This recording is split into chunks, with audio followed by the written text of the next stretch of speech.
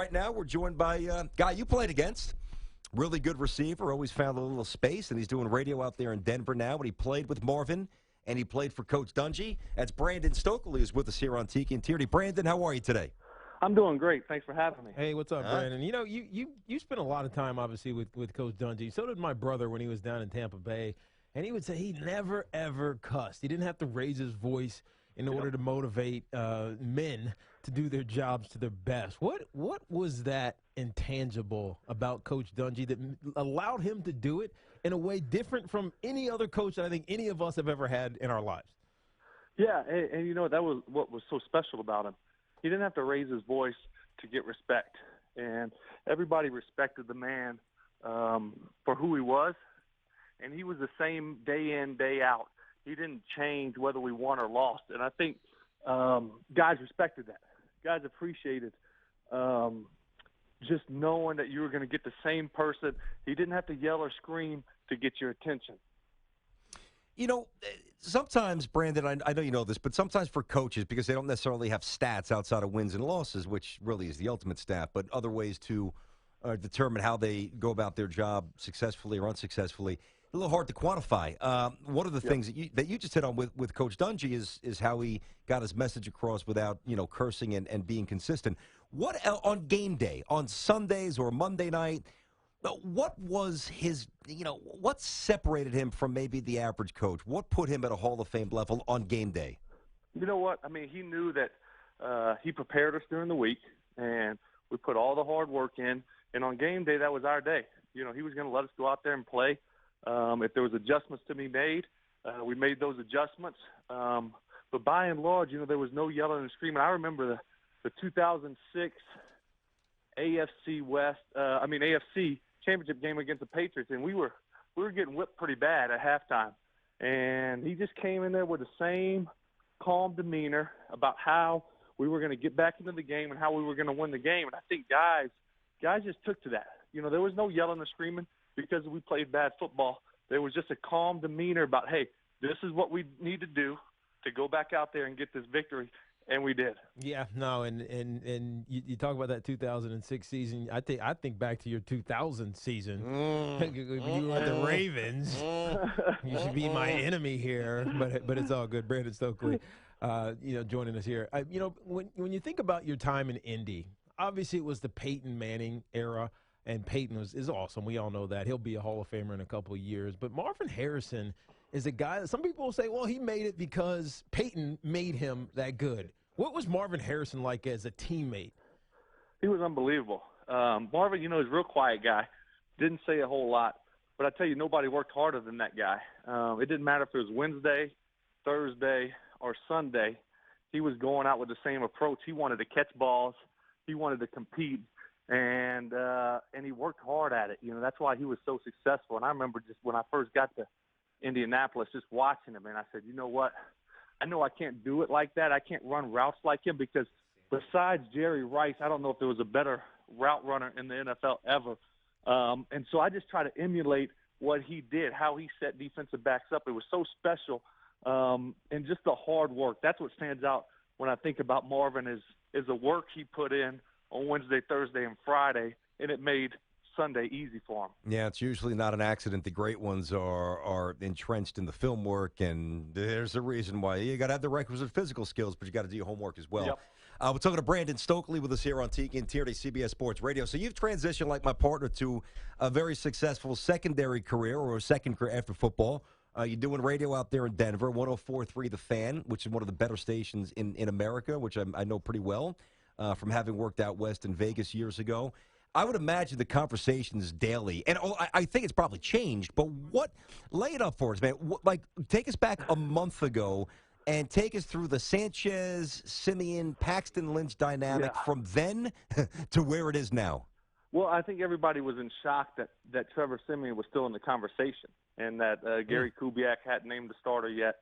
Obviously, they brought Mark Sanchez in, and they didn't bring another veteran to compete with him, which kind of surprised me.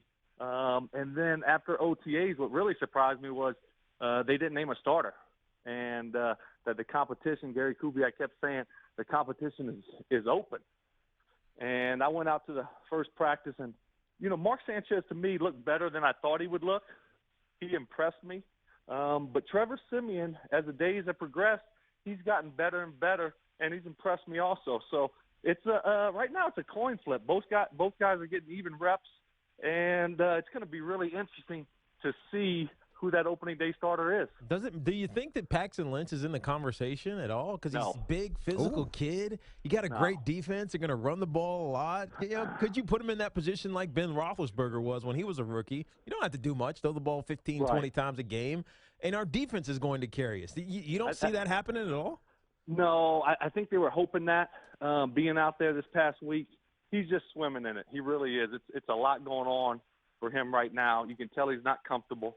He's a shotgun college quarterback, and now they're asking him to get in the huddle. They're asking him to get under center, and it's just a big transition for him.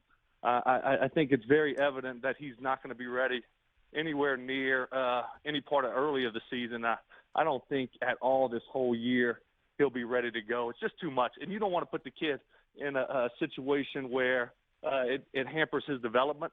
And I think I think they notice that right now, and they're going to be cautious with him. Interesting. Actually thought we might hear something a little different. It's an interesting take there. Brandon Stokley with us here on Tiki and Tierney. Brandon, defensive side of the ball, obviously they wrap up Von Miller. He's a stud. We know where he is. DeMarcus Ware, though, he's had some issues health-wise. He hasn't been playing. And also Shane Ray. What can we expect from this kid who seems like he's beasting it a little bit early in camp? You know what? I'm concerned about DeMarcus Ware. This back issue, he missed 5 games last year. They kept him out of all the offseason, and I thought he would be ready to go. And then when they labeled it NFI, non-football injury, that made me think, well, if it's his back injury that he's always had, he should be on the PUP, physically unable to perform. So I don't know what's going on with DeMarcus. They sure need him on the football field, I can tell you that. He was special in the playoffs, and he was special in the Super Bowl. Von gets all the attention, but DeMarcus was special also. Shane Ray's got a ways to go. Just the little things. You can tell evident he jumped off sides a few times yesterday. Not setting the edge very well right now. So young, promising talent, but is not quite there yet. Is he going to have to play in DeMarcus Ware's stead?